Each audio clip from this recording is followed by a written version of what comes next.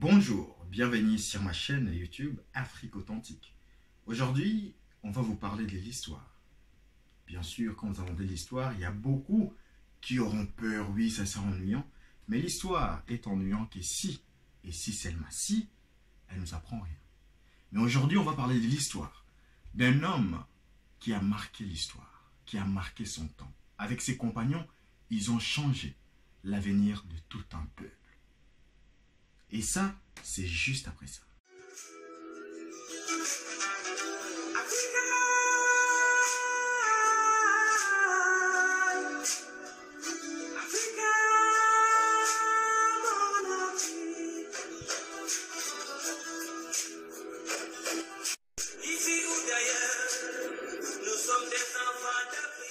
Et comme je vous disais tout à l'heure, aujourd'hui on va parler de l'histoire. L'histoire d'un homme. Avec ses compagnons, ils ont marqué leur temps et ils ont changé l'avenir de tout un peuple. On va parler de Patrice Emery Lumumba. Beaucoup les connaissent, mais cet homme, il n'est pas un homme comme les autres. Ce n'est pas un homme ordinaire, mais c'est un homme extraordinaire. Pourquoi l'histoire? Parce qu'il faut commencer par les commencements. Et cet homme, quoique tout son combat politique, aujourd'hui on ne va pas se baser de son histoire politique, entre guillemets, mais on va parler de son héritage. Qu'est-ce qu'il nous a légué? Mais avant ça, on va dire, ici, j'ai devant moi sa dernière lettre qu'il a écrite à sa femme, avant sa mort.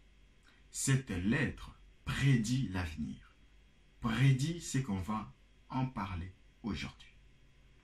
La lettre dit ceci. Là, c'est juste un extrait, mais pour ceux qui aimeront lire ou avoir connaissance à toute la lettre, je vous demande de rester jusqu'à la fin. Comme ça, je vous ferai un petit discours pour vous mettre au parfum. Alors, la lettre dit ceci. L'histoire dira un jour son mot.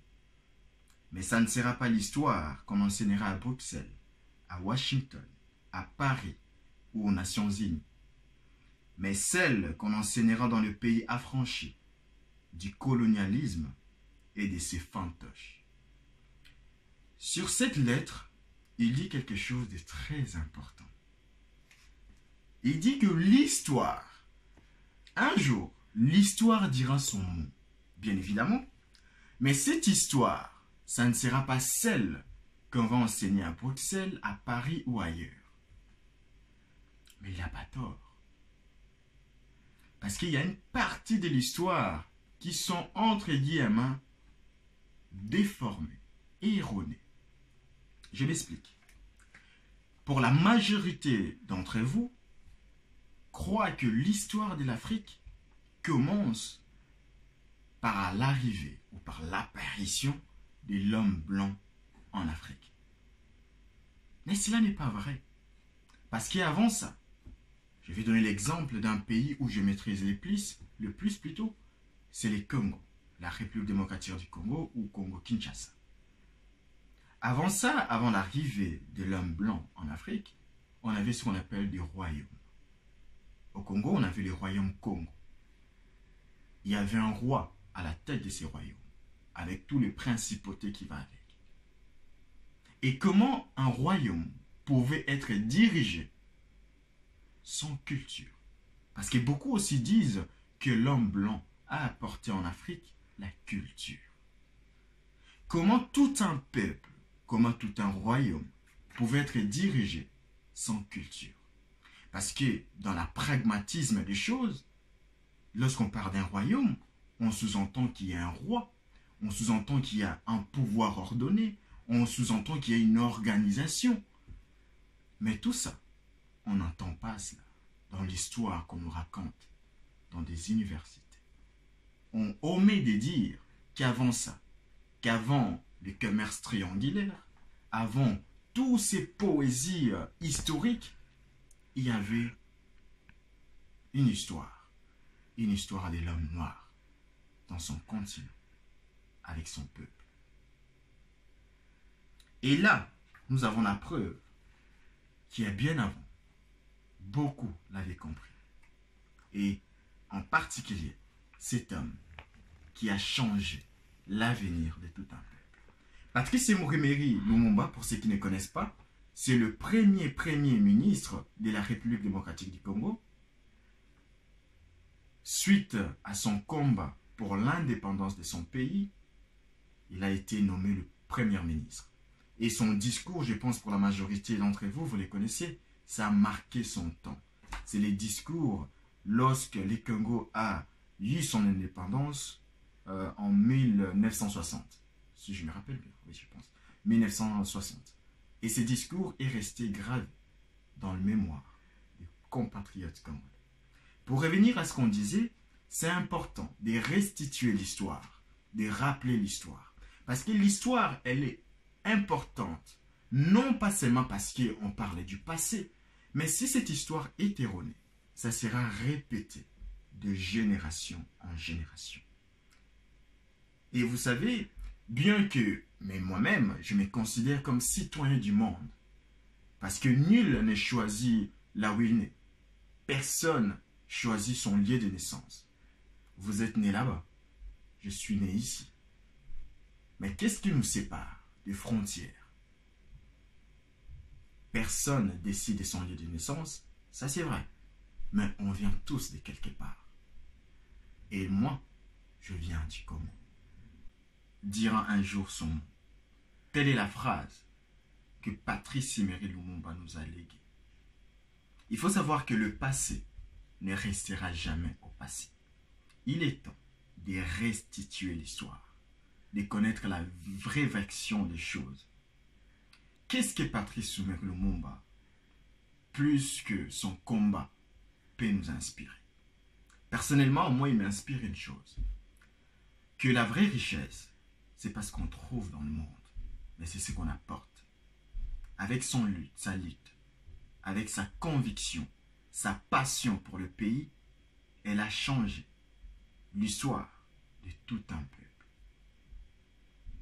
Et vous savez, peu importe ce qu'on fasse, qu'on cache l'histoire ou pas, qu'on déforme la réalité ou pas,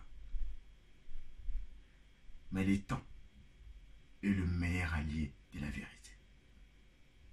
Patrice Emery Lumumba, avec sa conviction, avec sa passion, il a créé ce que moi j'appelle le panafricanisme. Grâce à quoi, aujourd'hui, il y a de milliers et de milliers d'Africains qui ont su aimer leur patrie, leur continent.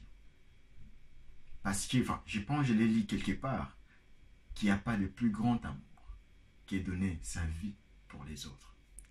C'est ce que Patrice Emery Lumumba fait à son temps. J'ai aussi appris une chose, grâce à ces grands hommes, Patrice Emery Lumumba, qu'on n'est pas leader, né du verbe naître, mais on le devient. À sa naissance, c'était comme toi et moi, un homme simple, un enfant comme tous les autres. Mais il a marqué son temps.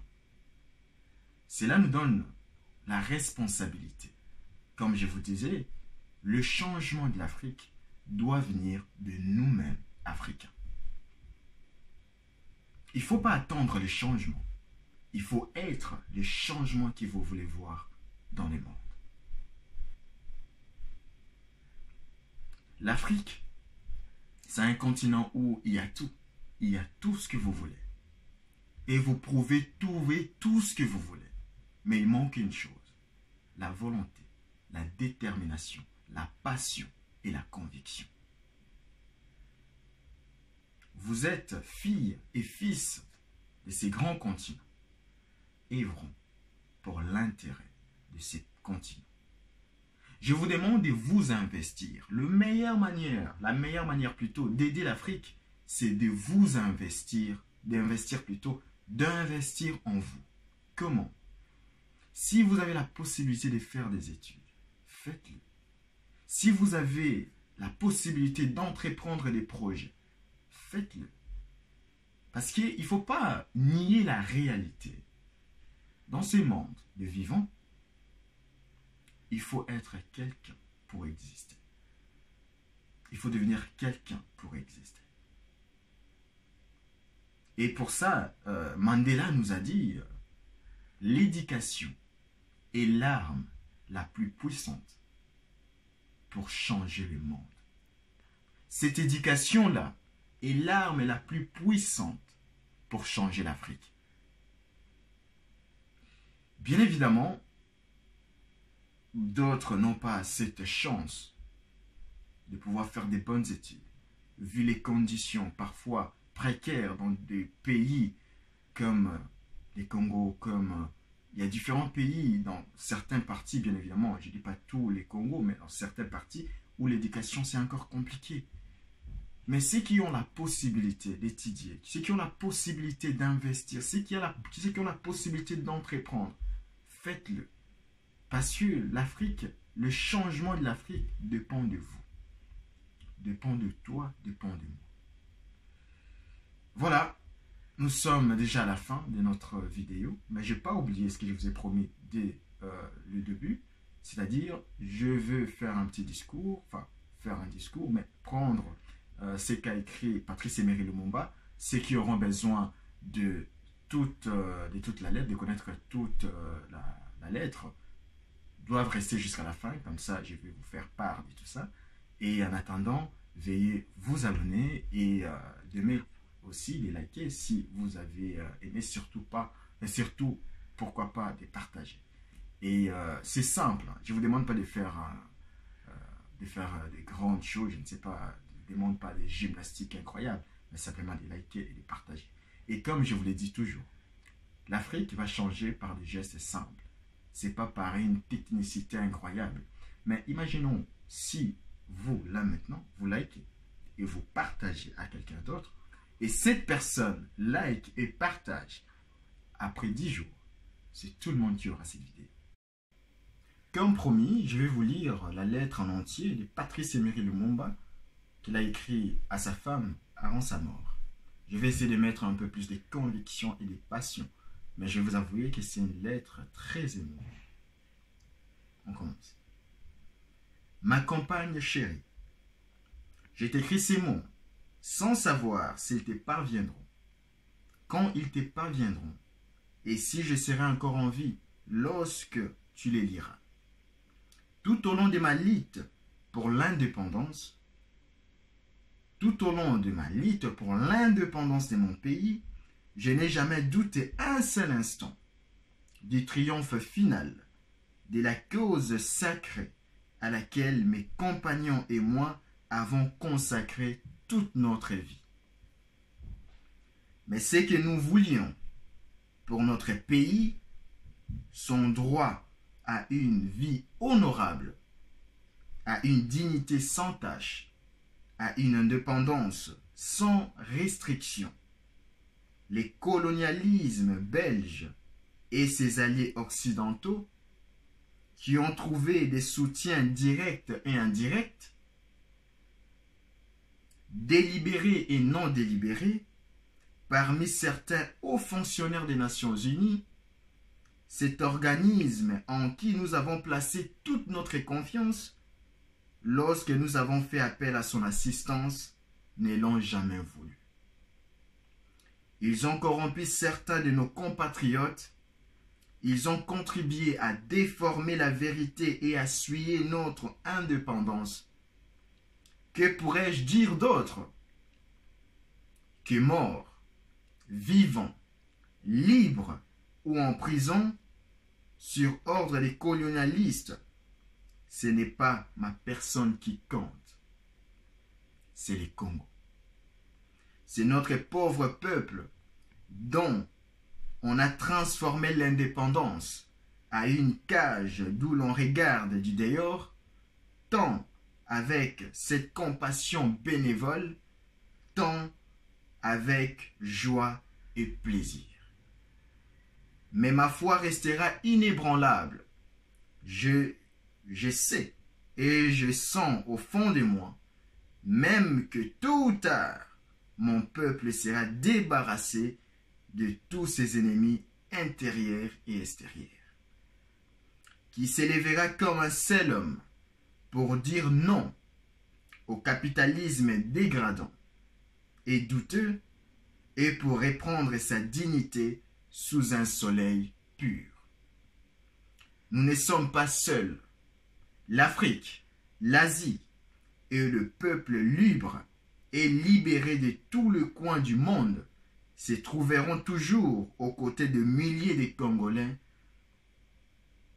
qui n'abandonneront la lutte que le jour où il y aura plus de colonisateurs et leurs mercenaires dans notre pays.